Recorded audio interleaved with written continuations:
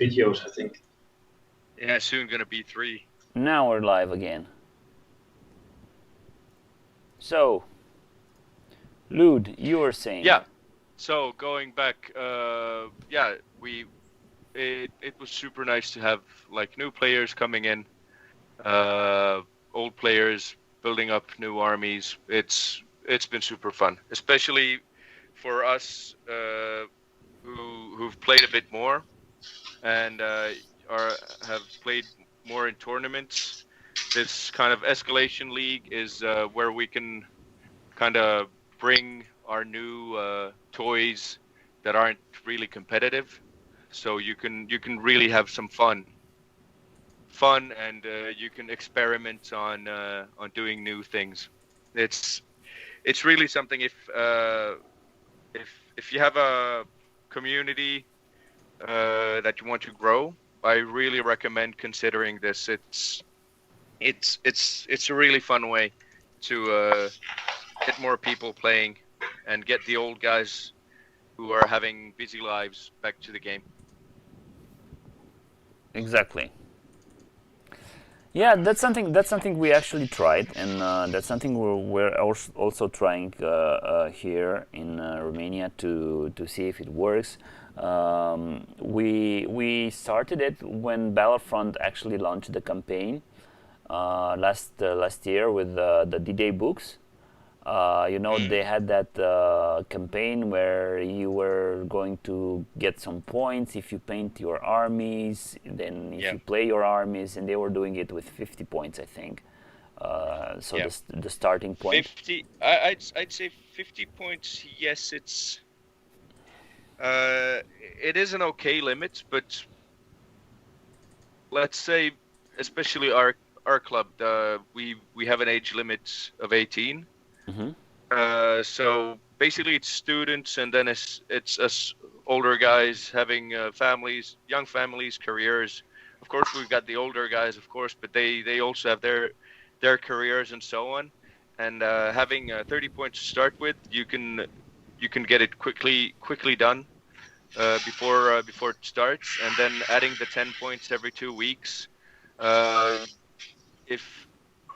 If nothing drastic happens, you usually have a few hours of your own time during those 2 weeks, and you can always, I mean, if you really don't have the time, you can always discuss it with your opponent or the one of us organizers, and we'll come up with a smaller point army ourselves, and just because it's basically just about having fun with the community. So. Yeah, exactly. We're really taking it like easy. Alrighty. What's your starting army there? What are you playing for 30 points? I'm actually using my Swiss GT force. So my starting force wasn't that good. I got okay. Me and the other organizer ended up playing each other because I was super late due to work. But I had 5 Shermans, including 1 Firefly, and a small platoon of British Paras with 2 Piats. Right. And he had a Russian infantry company and 4 T-34s, of which 2 were T-85s. 85s. And the first shots from the T-34s took out the Firefly and another Sherman. So even if I knocked out 2 of his T-34s, as soon as he could move with his infantry, they just came running towards my Paras. And I mean, having seven small stands, including the Piats of infantry. It's hard. Rifle MG teams at it was something like 17 bases of infantry running at you. Yeah, it was like, yeah, sorry, you're dead. Right. But I mean, we had fun, and as one of the guys just sent a message thanking for last night. It was actually because a lot of us haven't had time to get together in a while. So it was just after a few of our games ended up sooner than the others. So we just stayed there, hanged out, helped out the new players, and I threw as a joke to one of the new old new guys that, hey, since you're playing an American force, the Americans had this big how would I say, hearts and minds operation going behind the lines. They brought chocolate, tobacco, Coca-Cola, and stuff. And he was like, well, let's see what I can do. And he'd actually made his own chocolate the night before and baked cookies and stuff, and brought it to the club. And I was like, I didn't bring any tobacco because I'm not a smoker. And okay, that would have been ridiculous, especially with the cigarette prices. And I don't think anybody of us are smokers there anymore. But it was like we had super fun. It was the guys getting back together, a bigger bunch, having fun, advising the new players, helping them out with tactics. We've tried to match up players so that there's an old player and a new player playing against each other, and the old player, of course, takes it quite easy. Might actually help out the opponent on, you might actually want to do this instead of that, or did you notice that you missed this? So if you want to do it now, please go ahead. I won't mind, even if we've moved on to the next phase. Go ahead. So Let's just have fun. a bunch of friendlies. Oh yeah, definitely. It's a bunch of. You guys have points. It's a bunch. No, we don't count points. It's about having fun. We might, if something epic happens, we might write it up somewhere. Let's say epic in a positive way and epic in a negative way. If it happens, we write it up, and then might when the escalation league ends, we might reward people for Things they've done. let's say best painted or most painted. Let's say if somebody you would decide for some reason to do an Soviet only force, and during that escalation league you've actually painted the whole 100 points of Soviet infantry. We might reward you for the best efforts, and then definitely I think one of the guys would bringing in the chocolate he made himself and the cookies. I think he's going to get the quartermaster or supply master award or something like that. It's just about having fun. Great idea. And usually we finish up. Usually the escalation league has been timed so that when the traditional Finnish Winter War tournament comes up, that's kind of like the bouquet finale or grande finale of the league. Nice. So at that point, everybody has had a few full 100-point games. They've learned to play their army, and it's usually been like the highlight of a beginning long Flames Award career, or a shorter, but you have that one fully painted army. It's been the highlight for the guys to play. It's been super fun. Alrighty, Christian, my friend, you have an anecdote finished already for us. This is this week's anecdote. I'm gonna save one about Michael Wittmann and Joe Eakins for next time. So that's a little bit of a cliffhanger. But this week is gonna be about the British operation called Goodwood, which was taking place prior to Operation Crowborough, where the Americans broke out of Normandy and started to close the the pincer movement on the Falaise pocket. But I read the biography of Panzer Commander von Luck, which was the battalion chief of Rommel's reconnaissance battalions in the Ghost Division in France back in 1940, and he was also headhunted to go to North Africa and be part of the reconnaissance battalion there. And I told a story about him prior, with him, handing out cigarettes in exchange of, or getting cigarettes in exchange of an officer.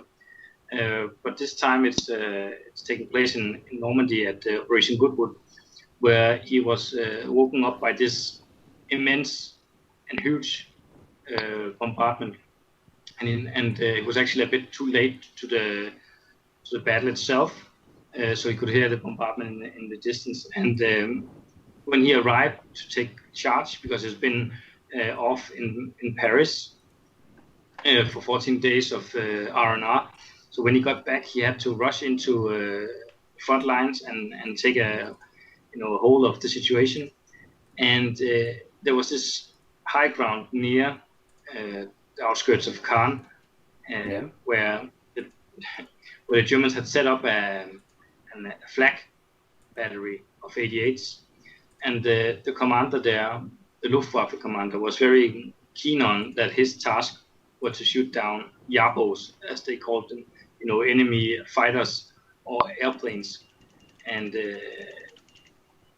when von Luck got there, he could see that he had a good commanding view of the entire area. So he ordered them to know that the British are going to try to break through here, and you have to direct your guns away from the skies and towards, this piece of land where the British will try and break through. And he said, no, we are to shoot down enemy planes. And he said, he drew out his pistol and forced it to his head and said, if you don't turn your guns around right now, I will shoot you for as being a deserter or disobeying a direct order. And he turned the guns around, and those 4 88s held off Operation Goodwood and was one of the key to breaking off that assault, because they shut down 30 tanks in a matter of minutes. So this is to explain that sometimes, the chain of command in the German army was, lacking a lot of stuff since the days back in 1940, and therefore he had to take desperate measures to help fend off the enemy. They were doing it pretty the German way, let's say. Yeah, but it shouldn't be like that, And the thing is, he was actually, I know his own memoirs, but when I read it, he's actually a nice guy, and takes a lot of, caring of his men and also prisoners and stuff like that. So that was this week's anecdote. Nice. So Widmann, it's a hero in the end. And no. Von Luck is a hero, but yeah. It's a von Luck, yeah. But next week is going to be a cliffhanger, because I'm going to tell the story about Joe Eakins and Michael Wittmann. Alrighty, so basically sorry. Sorry. You were talking about von Luck, and I was thinking about Wittmann. I was like questioning myself, what was this guy doing with some 88s around him? It's von Luck, yeah. Yeah. Hans von Luck. Right. Yeah, and we find him in D-Day, I think, right? Yep. Yeah. Nice. But he was actually a very skilled commander, and he fought in every theater. He's been in Poland, in France, in Russia, in North Africa, Tunisia. Was he in Stalingrad also? In Sicily. No. He was headhunted. It was in the early days in 1940. He fought in Russia, and then he was headhunted by Rommel to come back to and help him in Africa. Mm-hmm. And then he ended up fighting in France, and pulling back towards Germany. He fought at the Siegfried Line as well, and then in the end he had to fight on the Eastern Front again and got captured and was 5 years in a Russian prisoner camp. But he's been in every theater. Yeah, I don't find him in the cards, but yeah. He used to be, I think. I think you still have his story in the new D-Day book. Exactly. Nice. Yeah, we should. I mean, I used to play von Luck. I think this guy was doing something with the morale, and then with something with reserves. I think you had one dice that you could re-roll to get reserves or something. Yeah. Like that. Yeah. But he was a really skilled commander. Exactly. And if you want to read more about it, 21st, Helge is saying with the 21st we can find him. Yeah, I was thinking about von Luck right here. So pass tactical on 2+ and reroll reserves. Yeah.